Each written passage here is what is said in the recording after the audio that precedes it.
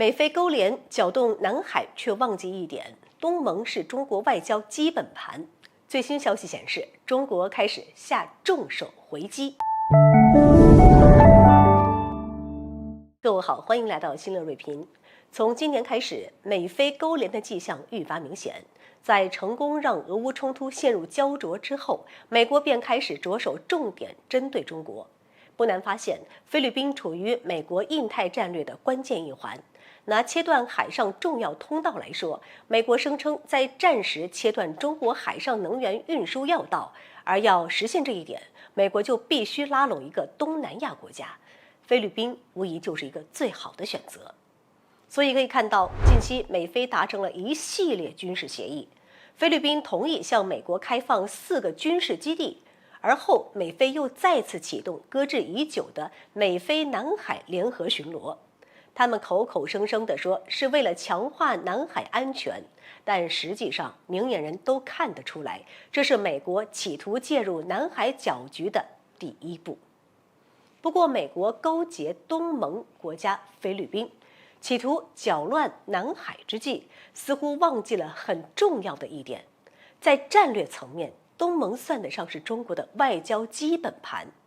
从地缘位置上来说，中国同东盟国家地理位置非常临近，并同少数几个国家接壤。这一天然的地理条件就决定了中国和东盟保持密切友好联系，对双方都十分重要。往更远了说，中国与东盟交好，也就意味着能够最大限度地稳住南海局势。所以可以看到，在美菲勾结升级后，中国就开始有所行动了。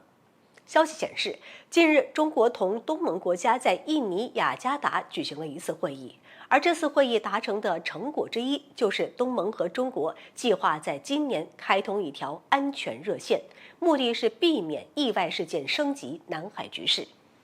显而易见，这是中国稳定南海局势的一个重大举措。无论是对东盟还是对中国而言，维持南海局势的和平稳定对双方都十分重要。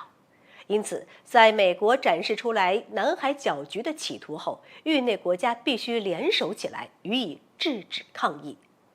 退一万步说，即便美国的中国威胁论成功唬住了东盟国家，但是他们也无法轻易割舍掉经济利益。可以看到，近些年来，东盟几度成为中国第1大贸易合作伙伴，而这一合作趋势依然在强势增长。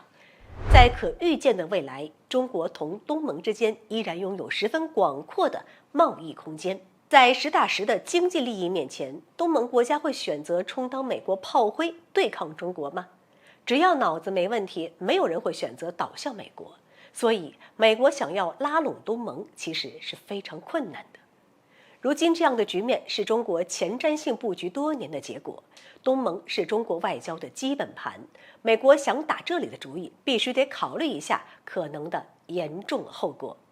这次中国已经用行动证明，美国敢动一下，我们就会立马回击。好了，本期节目就到这里，欢迎各位点赞转发，留下您的精彩评论。